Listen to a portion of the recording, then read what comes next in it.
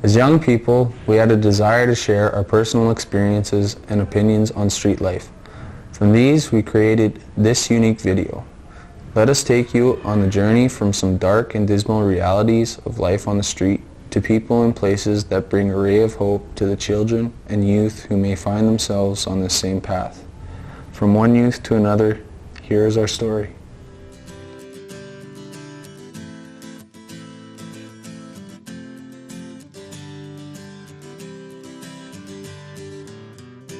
When you see them on the street, do you walk on by? Do you say, thank God it isn't me?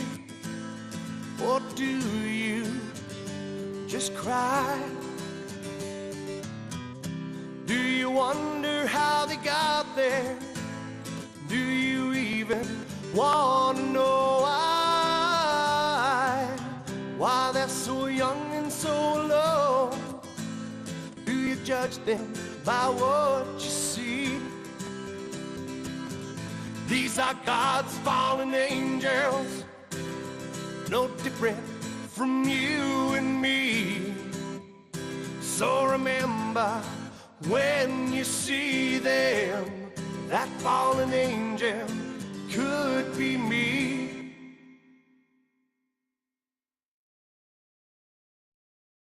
When a child's life is filled with anger, abuse, and neglect, they often feel unwanted and unloved.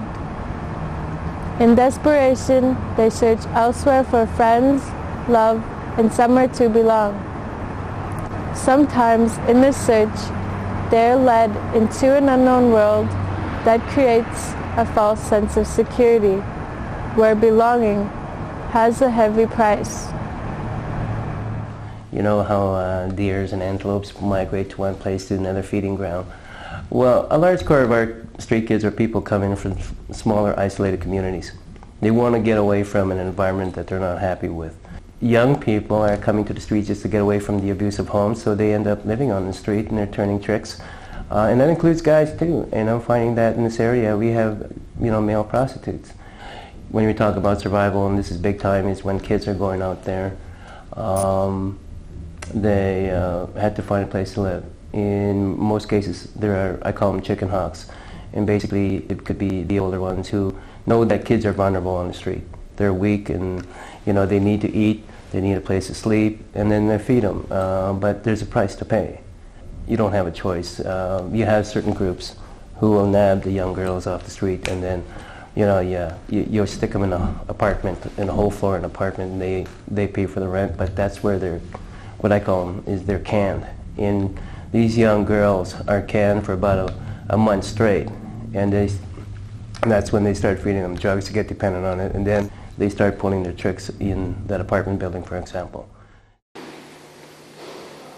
In my point of view, I see like people have nowhere to go.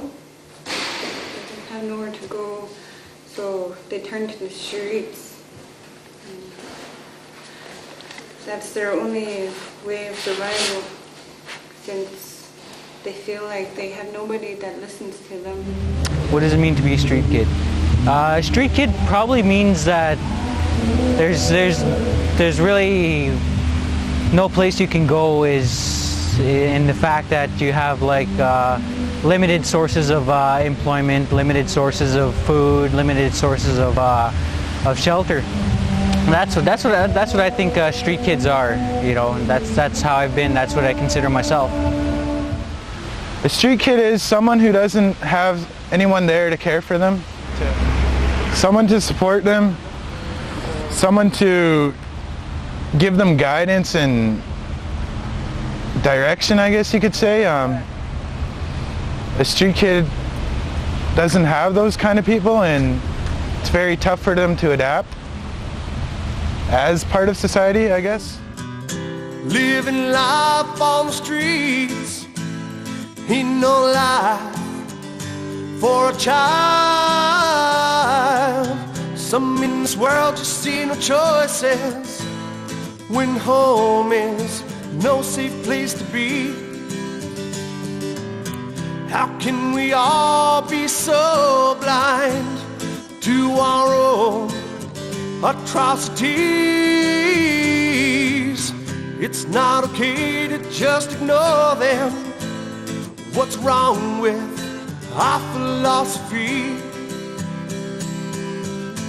These are God's fallen angels, no different from you and me. So remember when you see them, that fallen angel could be me. Dangers of the street is getting beat up, getting AIDS, getting Hep C, getting killed, going to jail, getting run over. I'd have to say the most dangerous danger of the street would have to be drugs, such as the main one I would have to say would be crystal meth, which is exploding onto the streets right now. And second would have to be maybe cocaine and snorting that. And I've seen kids maybe snorting Ritalins, and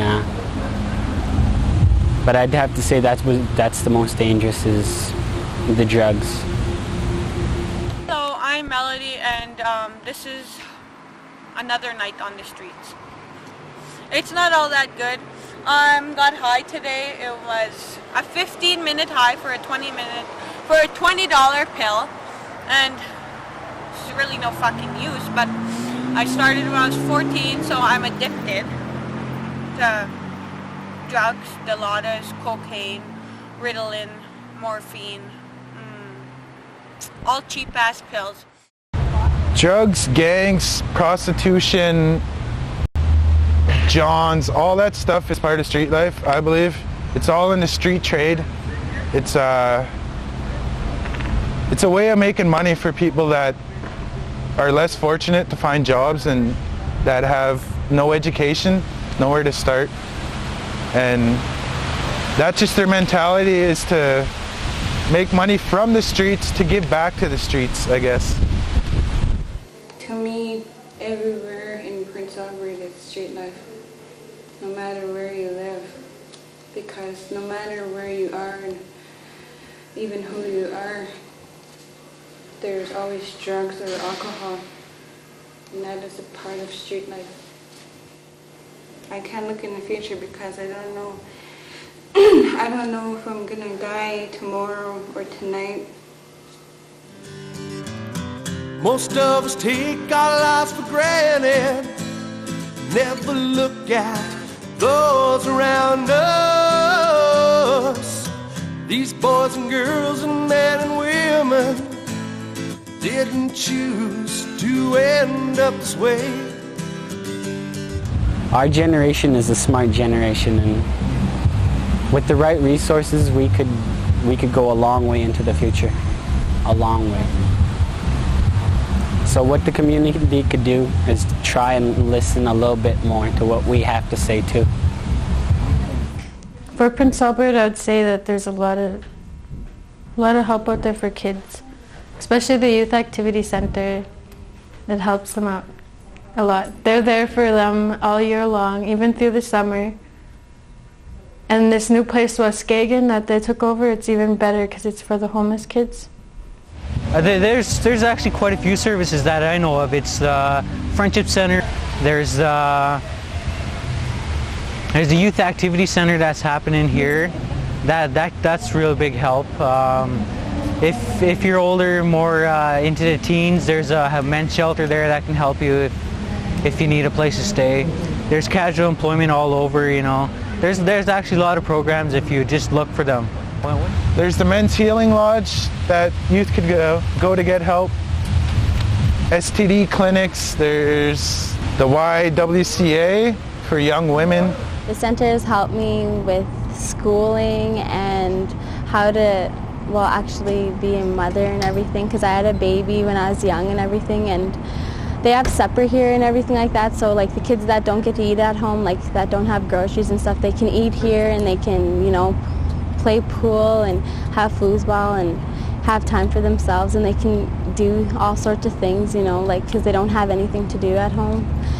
And I don't know, the center is good for everybody. Everybody's welcome there.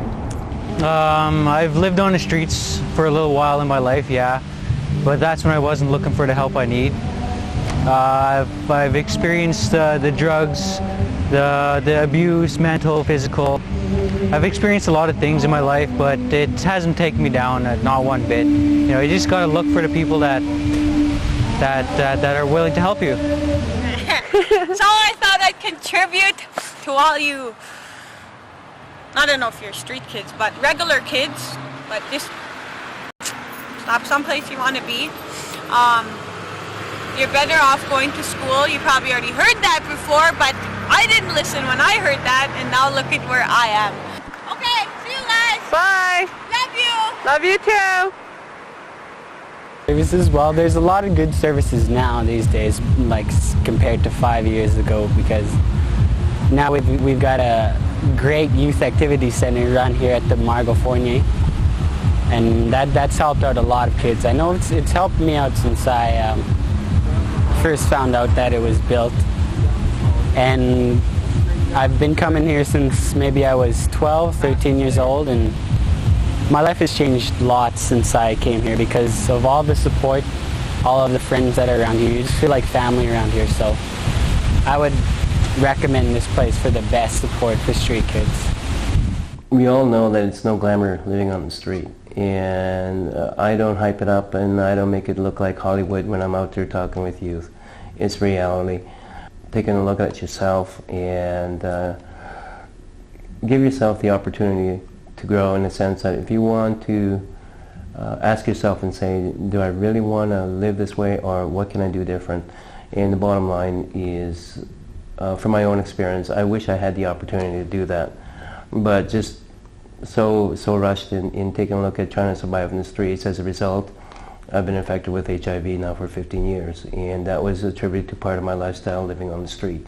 So the bottom line, that if you want to live and you're choosing life, then there are alternatives. And I ain't going to preach about, you know, the harms of drugs and stuff like that, but in reality, that's not part of survival. It's just giving up. And if you want to give up, you know, I can't respect that. I believe that everybody has a quality, a gift, or something to share, and it's time to share. And I think young people need that voice, and you have that voice.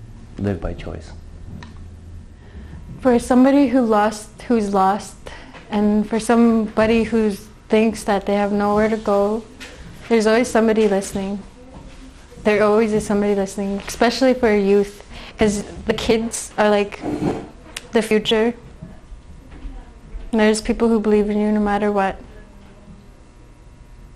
You could always change around. It's all about choices and what you do in your life. They are the poor and the helpless. They don't seek pity, but a hand up. We are all equal in God's eyes. So what does that say about us? These are God's fallen angels, no different from you and me. So remember, when you see them, that fallen angel could be me. That fallen angel could be me.